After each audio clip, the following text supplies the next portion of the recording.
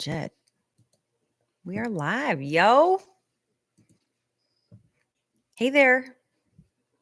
Welcome to the very first episode of Holistic Stormcast. What's going on? Look at my screen, my backdrop. I need to fix that a little bit. Don't judge me. It's my first one. We'll figure this out together. I'm Angela Bungert. I am the Holistic Storm Coach. Just think of me as your guide, your hype girl, your occasionally sarcastic reality check when life gets a little too wild. Okay. So, this podcast is all about navigating chaos, whether it's big storms, small ones, or totally ridiculous ones that leave you wondering, why me? We've all been there, right? So, full disclosure, this is my first podcast. So, be gentle. Okay. We're figuring this out together. If you're new here, or even if you're not, let me tell you a little bit about me. I've been managing autoimmune conditions, we'll call them, like celiac and Hashimoto's for more than 30 years. And in that time, I've had my fair share of ups and downs and the what the hell do I do now moments. But through everything, I just learned a ton about health, wellness, and finding balance without losing my mind. So now I'm here to share what I've learned with you because honestly, why keep all the good stuff to myself?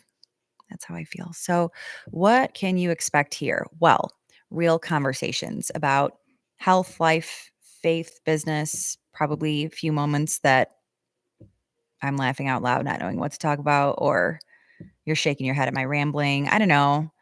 My goal is to keep it real and practical, and because life's already complicated enough. So, I want you to leave each episode with something useful, something that you can actually use in your daily life.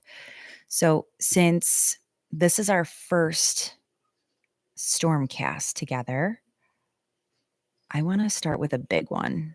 So, I want to talk about stress because it's easy. Everyone's got it, right? It's everywhere. It's at work, it's at home, it's in the checkout line when a person in front of you's paying in coins. Yeah, those exist. Stress is super exhausting. It's sneaky. It knows exactly how to show up at the worst times. But here's the thing, you don't have to let it ruin your life. And today I'm going to share 5 simple rituals that's going to help you with managing your stress. Okay. And the best part is they're practical, they're effective, they're totally doable, even if your schedule feels like it's running you. So grab whatever drink makes you happy. Bring your coffee, your tea, sparkling water, and let's get it. Okay. I want to talk about the importance of stress management. Well, like, why does it even matter? And I know someone listening is thinking, Angela, stress is just part of life. Why fight it? Right. So this is the deal. Stress isn't just in your head, it affects your entire body and it messes with your sleep. It drains your energy. It fogs up your brain. Let's be honest, it turns you into a version of yourself that even you don't want to deal with. And we've all been there. Stress doesn't make us our best selves. And I'm not talking about the good stress that motivates you to crush a deadline or gives you that adrenaline boost when you're doing something, I don't know, exciting, whatever. Like that kind of stress that makes you want to crawl under the covers and hibernate for the rest of the year. The angry bear stress.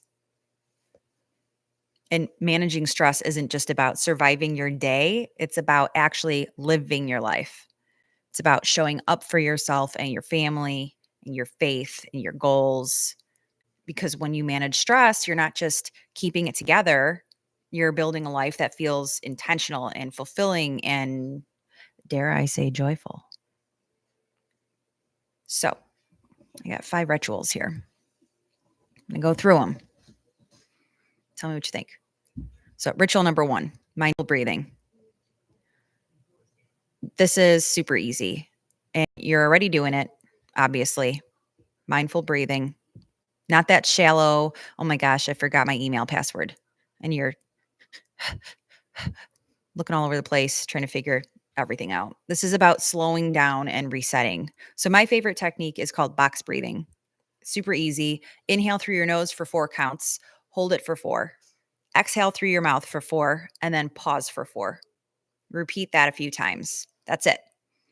No fancy equipment, no yoga pants required.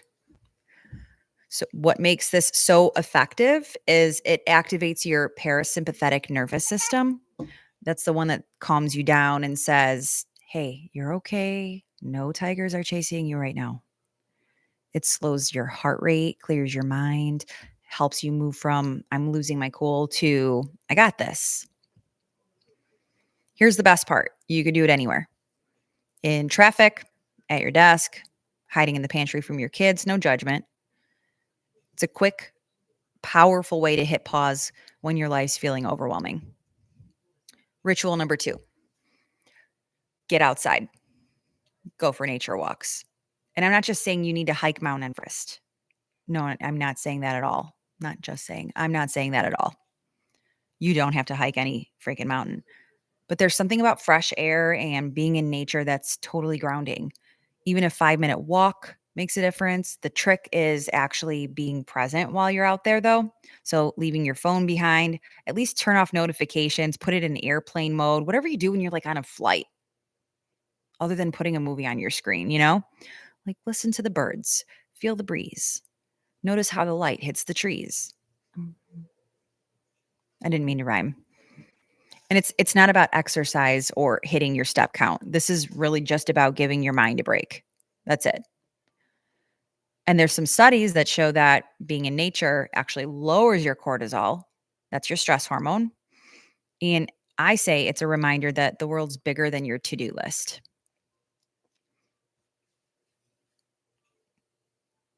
Because it is. So the next time life feels overwhelming, step outside, even if it's just to your backyard. Go barefoot, grounding on your dirt, your grass. It's good stuff. Ritual number 3. Most people hate this. Gratitude journaling. And I say most people hate it because how many people have like 3, 5, 7, 8, 9 journals in their house meant for something that they thought was a good idea at the time that they purchased them? However, nothing has transpired since then. We can all say that. So, gratitude journaling starts with gratitude. It's not just a feel good idea. This is your game changer. Okay. So when you focus on what's going right instead of what's going wrong or wrong, this is going to shift your whole perspective. So every day, write down 3 things that you're grateful for. They don't have to be big. Maybe it's your morning coffee. Maybe it's a funny meme. I don't know why you'd be grateful for that, but I don't know. Maybe that you found matching socks. But gratitude is about noticing the little things and letting them remind you that not everything is chaos. Over time, this practice will actually rewire your brain to look for the good. Then let's face it, you couldn't use a little more positivity in your life, could you? You could. You know you could. Let's just jump ahead. Ritual number 4, move your body, because movement is one of the best stress relievers out there. And I'm not saying that you need to hit the gym for hours, just move in a way that feels good. Dance in your kitchen, stretch on your living room floor, take a quick walk around the block. Okay? Bring your dog, bring your cat. I don't care. Knock on the neighbor's door. Hey, let's go for a walk. Make friends. Exercise is going to release a ton of endorphins, and that's your body's natural mood boosters. It doesn't have to be intense, just consistent, regularly. Regularly. Try to do it daily. 1 time, then maybe bump it up to 2. The goal isn't to punish your body.